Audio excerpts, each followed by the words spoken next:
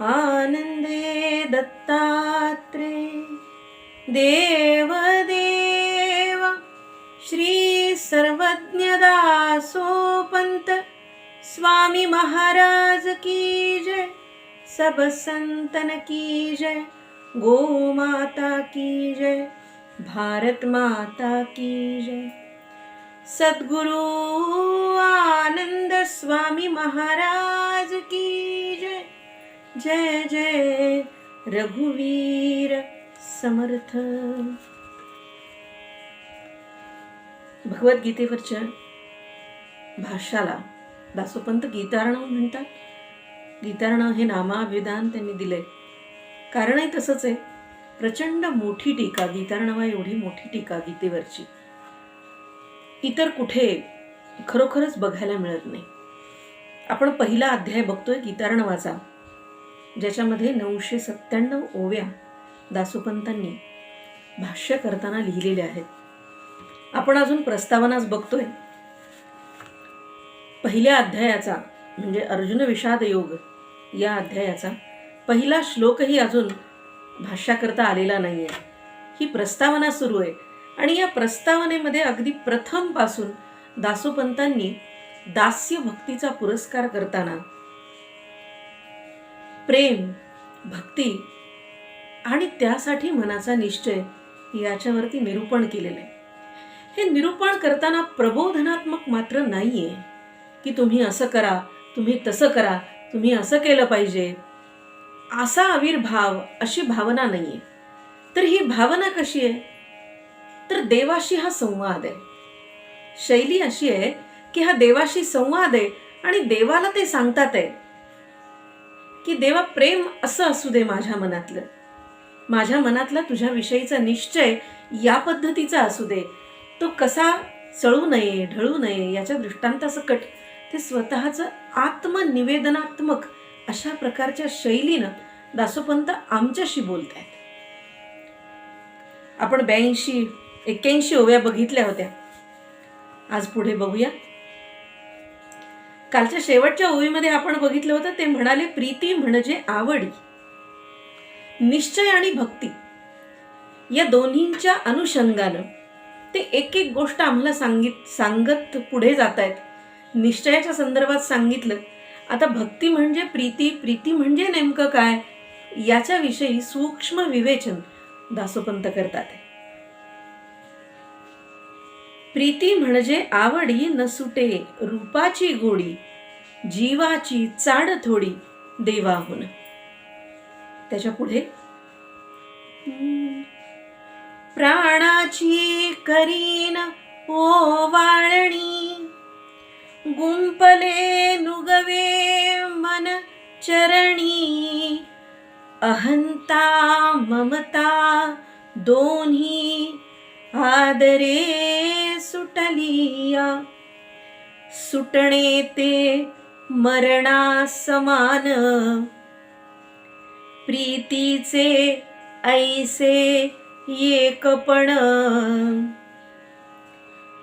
अपुत्र का जैसे पुत्रधन प्राप्त होय, लोभिया जैसे धन, रोगिया अमृतपान, सुभक्ता प्रेम गहन, तैसे देवी.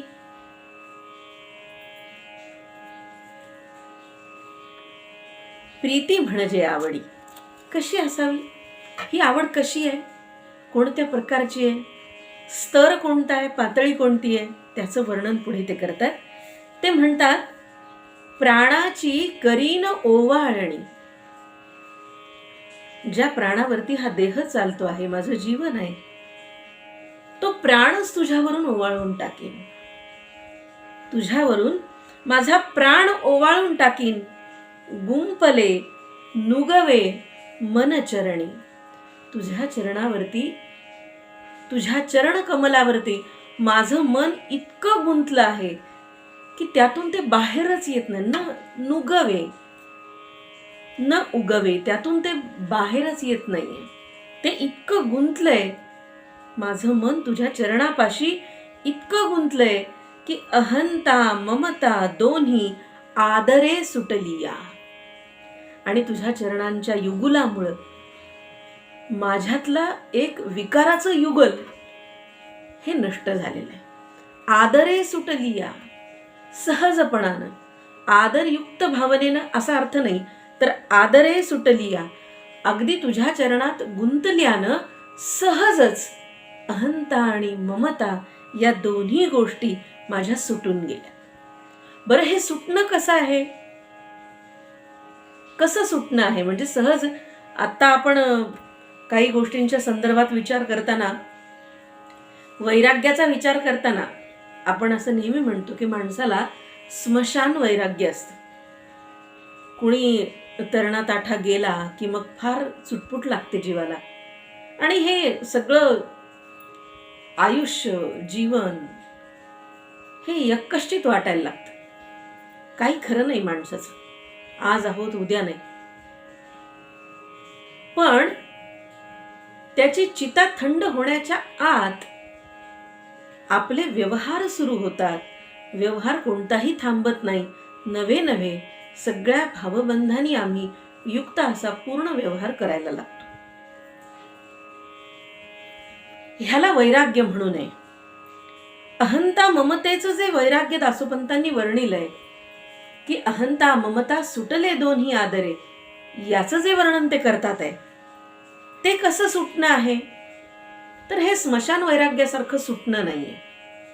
ते पुढे म्हणतात, प्रत्येक शब्दाला धरून, पहिल्या ओवीमध्ये येणाऱ्या प्रत्येक शब्दाला धरून त्यांच्या मनामध्ये जे विचार आले ते लगेच पुढच्या ओवीमध्ये त्यांनी प्रकटलेत. पहिल्या ओवीपासून आपण बघतोय. आता इथे ते म्हणाले अहंता ममता दोन्ही आदरे सुटलिया. तर मग हे सुटणं कसं आहे? सुटणे ते मरणा समान, प्रीतीचे ऐसे एकपण, अपुत्र का जैसे पुत्रधन प्राप्त होय. हे सुटणं कसं आहे? अहंता आणि ममता यांचं सुटणं हे मरणासमान आहे. म्हणजे एकदा प्राण गेला, देह पडला की पडला, पुन्हा परती नाही, पुन्हा प्राण नाही, पुन्हा जीव नाही. अगदी याप्रमाणे माझ्या देहातून जसा प्राण जावा तसे अहंता आणि ममता निघून गेले आहेत. सुटले दोन्ही, सुटणे ते मरणा समान, प्रीतीचे ऐसे एकपण. तुझ्यावरचं प्रेम, तुझ्या प्रेमानं तुझ्या पासून मिळालेलं एकत्व, अद्वैत, एकपण जे तुझ्याशी झालंय ते असं आहे की तुझ्या एकपणामुळं, तुझ्यात एकरूप झाल्यानं, तुझ्या चरणाशी मन गुंतून गेल्यानं, माझं मन तिथून निघतच नसल्यानं मला दुसरा विचारच नाही. आणि केवळ तुझ्या प्रेमामुळे माझ्या मनातले अहंता आणि ममता हे दोन्ही विकार जसं प्राण देहातून बाहेर पडावा तसे माझ्या देहातून बाहेर पडलेत, अक्षरशः मरणासमान. त्याला दृष्टांत फार सुंदर दिलाय त्यांनी. हे प्रेम कसं आहे? तुझं मिळालेलं प्रेम, प्रीतीचे ऐसे एकपण, जे एकपण आहे, जे एकत्रित तुझं जीवा आणि शिवाची मिळणी आहे, ती कशी आहे? अपुत्र का जैसे पुत्रधन, अपुत्र का जैसे पुत्रधन. निपुत्रिकाला फार उशिरा वयाच्या वृद्धत्वाच्या टप्प्यावरती पुत्रधनाचा लाभ व्हावा, पुत्र व्हावा, असं हे प्रीतीचं एकपण आहे. असं तुझ्या प्रेमाच्या प्राप्तीचा हा आनंद आहे. आणखी कसं आहे तर ते पुढे वर्णन करतात, लोभिया जैसे धन. अत्यंत लोभी माणसाला, अत्यंत धनासाठी, श्रीमंतीसाठी, पैशासाठी जो माणूस आसक्त आहे, आत्यंतिक आसक्त आहे, त्या माणसाला जसं धन असतं, किती जपतो तो आपल्या पैशाला,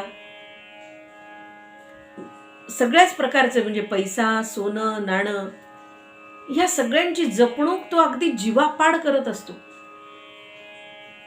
प्रचंड लोभी माणूस, आत्यंतिक लोभी माणूस जसा पैसा, सोनं सांभाळेल ना, किंवा त्याला जसं धन आहे, किंवा रोगिया अमृतपान, मरणासन्न असलेला एखादा रोगी, रोगानं पीडलेला रुग्ण, आणि त्या रुग्णाला काही क्षणात प्राण जाता म्हणता त्याला जर अमृत संजीवनी मिळाली तर त्या रोग्याचा काय आनंद असेल, त्या रुग्णाचा काय आनंद असेल. सुभक्ता प्रेम गहन तैसे देवी. देवा, तुझं प्रेम प्राप्त होणाऱ्या, झालेल्या किंवा तुझ्यावरती प्रेम करणाऱ्या सुभक्ताला तुझं जे प्रेम आहे त्याला जर ते लाभलं तर त्याचा भाव, त्याचा आनंद तो ह्या प्रकारचा असेल. अत्यंत सुंदर दृष्टांतांनी दासोपंतांनी सांगितले. ते असं म्हणतात, अहंता आणि ममता माझ्या देहातून सुटले, ते अगदी मरणासारखे सुटले.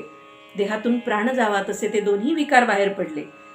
आणि प्रीतीचे ऐसे एकपण, प्रेमाचं हे मिळणं आहे, प्रेमाची ही जी भेट आहे, तुझी माझी जी मिळणी आहे, अद्वैत जे आहे मनाचं, ते मनाचं अद्वैत ज्याला प्राप्त होतं त्याचा काय आनंद असतो. तर निपुत्रिकाला पुत्रलाभ व्हावा, लोभ्याला जसं धन मिळावं, भरपूर त्याच्याकडे धन मिळावं, किंवा रोग्याला अमृत संजीवनी मिळावी आणि त्याचे प्राण पुन्हा परत यावेत, तो सजीव व्हावा, असंच सुभक्ता प्रेम गहन देवी तैसे देवी. असं देवा तू प्रेम दे. तुझ्यावरती जो प्रेम करतो त्या सुभक्ताला, त्या प्रेमळ भक्ताला, तुझ्यापासून, तुझ्याकडून त्या भक्ताला तू असंच प्रेम दे की ज्यामुळे त्याला असा आनंद होईल. असा देतोस, असाही भाव आहे. तैसे देवी, तसं तू त्याला प्रेम देतोस आणि तो आनंद त्याला प्राप्त होतो. स्त्री पुत्रांची आसक्ती, सांडिजे जयाची ये प्रीती, तो आपणू आपणा प्रती प्रियू कैसा. स्त्री पुत्रांची आसक्ती, सांडिजे जयाची ये प्रीती, तो आपणू आपणा प्रती प्रियू कैसा. तो ही आत्मा परिजया, जाणता अप्रियू आत्मया, योगी राजा दत्तात्रेया सप्रियाते. प्रीतीचे हेची लक्षण, जे तेथुनी न सुटे वेगळे मन, तेणे योगे जिण मरण भलयते हो. ज्याला स्त्री पुत्रांची आसक्ती आहे किंवा त्या लोकांच्या बद्दलची, ज्याला आपण जिव्हाळ्याचे म्हणतो, त्यांच्याबद्दलचं प्रेम ज्यांचं कमीच होत नाही, जे सोडूच शकत नाहीत, तो आपलं आपल्यावर सुद्धा प्रेम करू शकत नाही. कारण जो स्वतःवरती प्रेम करतो, स्वतःला ओळखतो, जाणते आपणू आपणा प्रती प्रियू कैसा. जो स्वतःवर प्रेम करतो तो स्त्री पुत्रादिकांच्या आसक्तीमध्ये सापडत नाही. त्याचं कारण स्वतःवर प्रेम करणारा माणूस किंवा स्वतःचा देह म्हणा, प्राण म्हणा, आत्मा म्हणा, जीवन म्हणा, याला ओळखणारा जो कोणी व्यक्ती आहे तो स्त्री आणि पुत्र यांच्यासारख्या लोकांवरती प्रेमच करत नाही. ते असं म्हणतात की जो स्वतःला ओळखलेला असतो, जो स्वतःला ओळखतो, तो तुझ्यावर प्रेम करतो.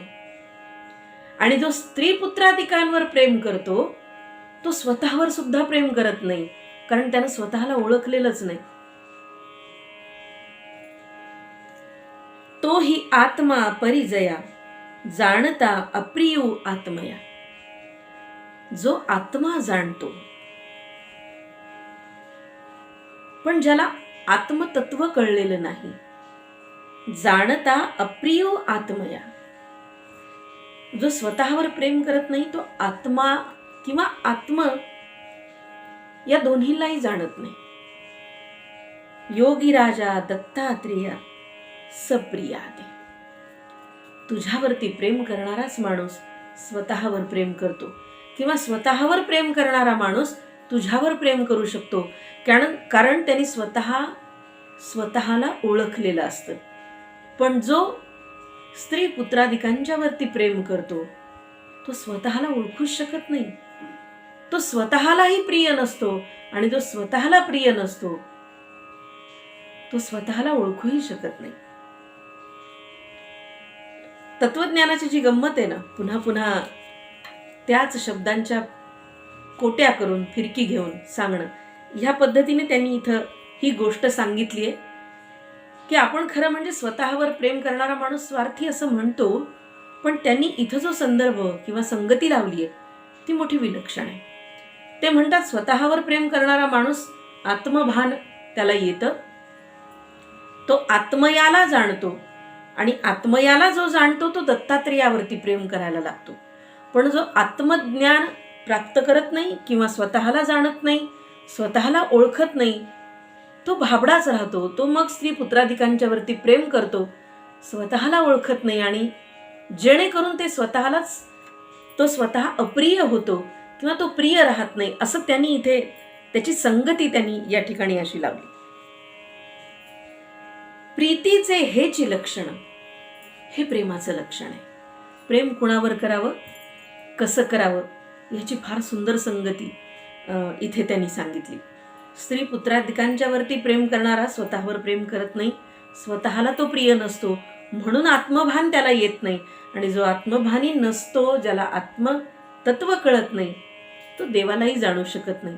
आणि म्हणून या संदर्भाने जो स्वतःला स्वतः प्रिय आहे, ज्यानं आत्मयाला जाणलंय, तो तुझ्यावरती प्रेम करू शकतो, तो तुझा भक्त असतो. आणि हेच प्रीतीचं लक्षण आहे. ते एक लक्षण सांगतायत. प्रीतीचे हेची लक्षण जे तेथुनी न सुटे वेगळे मन, तेणे योगे जीण मरण भलयते हो. हे प्रीतीचं लक्षण आहे. काय की जिथे मन लावलंय, ज्याच्यावरती प्रेम केलंय मनापासून, जिथे प्रेम करण्यासाठी मन गुंतवलंय, तिथून मन हे वेगळं होतच नाही, ते द्वैतामध्ये येतच नाही, त्याचं अद्वैत तिथे राहतं. आणि मग कुठपर्यंत हे राहतं, काय लक्षण आहे या प्रीतीचं, कुठवर ही प्रीती आहे, तर ते असं म्हणतात, तेणे योगे जीण मरण भलयते हो. त्या प्रेमाच्या योगे किंवा त्या व्यक्तीवर, त्या ईश्वरावर, त्या आराध्यावर, ज्याच्यावरती हा जीवापाड व्यक्ती प्रेम करतो, ते प्रेम करताना तेणे योगे, त्या प्रेमामुळे, प्रेमाच्या योगाने जगणं असो की मरण योग, भलतये हो. जीवाचं काहीही हो, जीवनाचं काहीही हो, जगणं संकटात सापडो की प्रत्यक्ष मरण किंवा मृत्यू यो, काहीही भलतये हो, काहीही हो, अखंडपणे मन तिथे जोडून प्रेम करणं इतकंच त्या जीवाला माहीत असतं. आणि हे लक्षण प्रीतीचं आहे. म्हणजे मरण येईपर्यंत, जोपर्यंत देह पडत नाही तोपर्यंत हे गुंतवलेलं मन तुझ्या चरणापासून विलग होणार नाही, अशी जी प्रीती, असं जे लक्षण, ते खरं प्रीतीचं लक्षण आहे. इंद्रिये सांडिती स्वार्था प्रीतीचा सागरू ओसंडता, एका आत्मया श्री दत्ता धरून या. आणि मग असं प्रेम, अशी प्रीती, काय परिणाम होतो त्याचा? इंद्रिये सांडती स्वार्था. इंद्रिय हे निस्वार्थी होतात, स्वार्थ पाहत नाहीत. आणि स्वार्थाला सोडून देहामध्ये राहणारी इंद्रिय, याचा अर्थ सर्व समर्पण भावानं प्राप्त झालेलं वैराग्य. किंवा योग वसिष्ठामध्ये फार सुंदर आचार्य सांगतात, हा अनासक्त योग आहे. या अनासक्त योगाचं वर्णन दासोपंतांच्या या गीतार्णवामध्ये किंवा गीतार्णवाच्या या भाष्यामध्ये त्यांनी ह्या पद्धतीने केलेले. म्हणजे अनासक्त योग हा संन्यासी, वैरागी, पूर्ण भोग विषय त्यागाचा असला तरी सुद्धा प्रेम नावाची भक्ती आणि मनाचा विषय प्रेम हे आम्हाला हवंय, असा दासोपंतांचा हट्ट आहे. इंद्रिये सांडिती स्वार्था, प्रीतीचा सागरू ओसंडता, एका आत्मया श्री दत्ता धरून या. एका केवळ श्री दत्तावरती प्रेम करताना जेव्हा मनामध्ये प्रेमाचा सागर उचंबळून येतो, तेव्हा सगळी इंद्रिय आपला स्वार्थ सोडून देतात. आणि हे केवळ एका श्री दत्तावरती प्रेम केल्याचा प्रभाव आहे, परिणाम आहे, फलित आहे, प्राप्ती आहे. विचारा पासाव सुटे मन, युक्तायुक्त न करी ज्ञान, मग ते देही संचरोन कैसे करी. अनावश्यक जे विचार आहेत त्यांच्यापासून मन बाजूला होतं, अलिप्त होतं, निर्लेप होतं, सुटू लागतं. एक एक परिणाम आणि एक एक पायऱ्या कसं भक्त चढत जातो त्याचं वर्णन आहे हे. की इंद्रिय निस्वार्थी होतात. 10 इंद्रिय, पंच ज्ञानेंद्रिय आणि पंचकर्मेंद्रिय, यांना अनासक्त योग प्राप्त होतो. आणि ज्याला आपण 11वं मन म्हणतो, 11वं इंद्रिय म्हणतो, मन, त्याची काय अवस्था होते, ते कोणत्या पातळीला येतं? तर विचारापासून मन बाजूला सुटायला लागतं. अनावश्यक प्रपंचाचे विचार, ज्या विचारांच्या कारणाचा, परिणामाचा भक्तीवर परिणाम होणार आहे, देवाच्या प्रेमावरती परिणाम होणार आहे, किंवा त्याचा काहीही उपयोग नाही, फोल विचार आहेत, अशा विचारांपासून मन बाजूला व्हायला लागतं, अलिप्त व्हायला लागतं. युक्त अयुक्त न करी ज्ञान. युक्त आणि अयुक्त अशा प्रकारची ज्ञानाची इथे विभागणी दासोपंतांनी केली. युक्तायुक्त न करी ज्ञान, ज्याला आपण ज्ञानोत्तर भक्ती म्हटलंय ना, एकदा ज्ञान प्राप्त झाल्याच्या नंतर त्या ज्ञानाचा विनियोग अनेक जणांनी पांडित्यासाठी केलेला आहे किंवा प्रबोधनासाठी केलेला आहे, इतरांना शहाणपण शिकवण्यासाठी केलेला आहे. आणि युक्त या अंगानं की संप्रदायाचा मेळावा करणे, मठ मंदिरं उभारणं आणि त्याच्यातून काही फलप्राप्ती करणं. ते म्हणतात भक्ती करत असताना ज्ञानाचा या दोन्हीही प्रकारचा उपयोग किंवा विचार मन करत नाही. मग ते देही संचरोन कैसे करे. मनच या दोन्ही पासून अलिप्त होतं, मग ते देहामध्ये कसे संचारेल? ते देहामध्ये येतच नाही.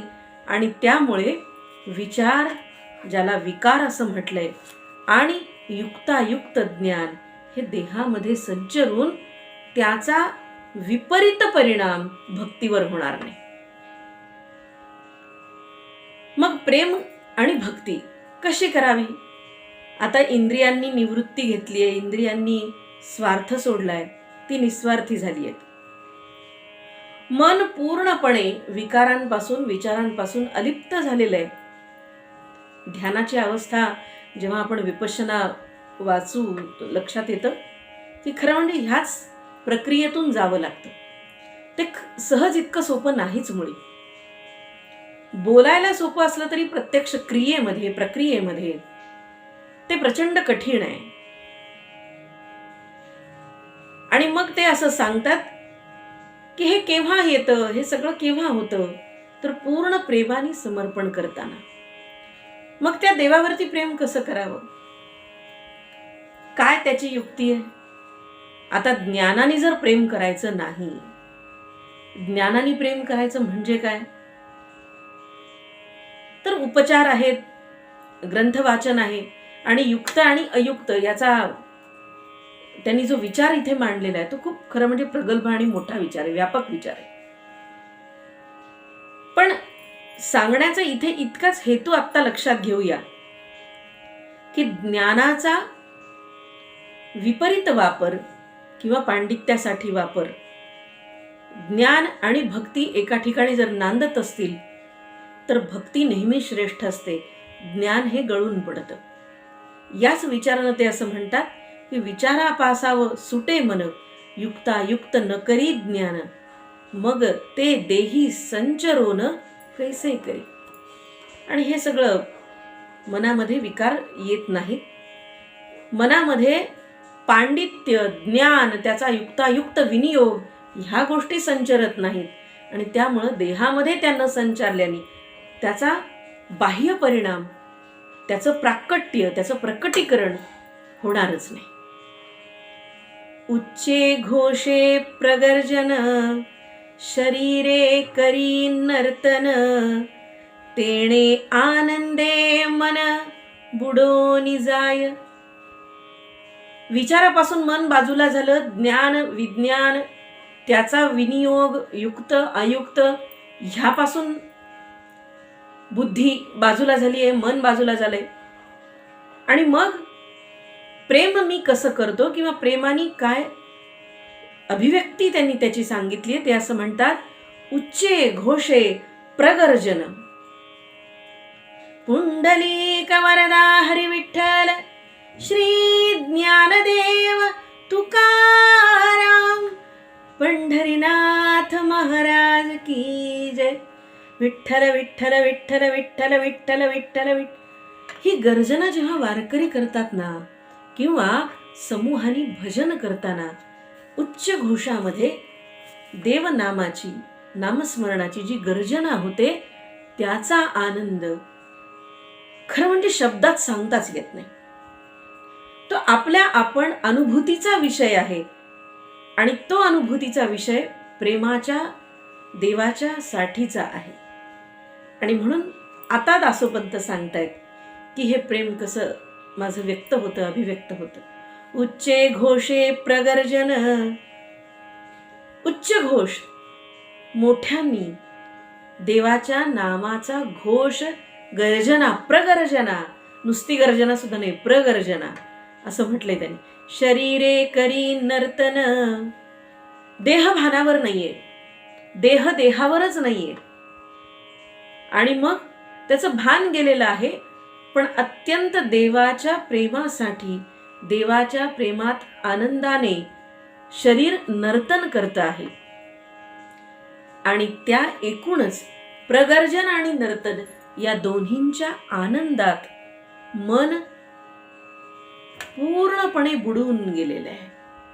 आणि ही प्रेमाची अभिव्यक्ती दासोपंत व्यक्त करतात. आता इथून पुढे भक्त खरा आणि भक्तीचा आनंद काय, त्याची परिणिती काय, त्याचं बाह्य प्राकट्य काय, हे आता दासोपंत सांगतायत की मन आणि इंद्रियांच्या बद्दल अंतर्भूत किंवा अंतर्गत विषयांचा विचार झाला, आणि आता ती व्यक्ती जी देवावरती प्रेम करते तिची अनुभूती कशी असते याचं बाह्य प्रकटीकरण दासोपंत वर्णन करायला सुरू करतात. बाकीचा भाग आपण उद्या बघू. आता घोषणा, गर्जना, शरीराचं नर्तन आणि आनंद यामध्ये बुडून जाणारा हा भक्त, त्याची आणखी काय काय अवस्था होते याचं वर्णन दासोपंत पुढच्या ओव्यांमध्ये करतात. ते आपण उद्या बघू. आज इथेच थांबते. आनंदे दत्तात्रेय देव श्री सर्वज्ञ दासोपंत स्वामी महाराज की जय, सब संतन की जय, गो माता की जय, भारत माता की जय. सद्गुरु आनंद स्वामी महाराज की जय. जय जय रघुवीर समर्थ. धन्यवाद.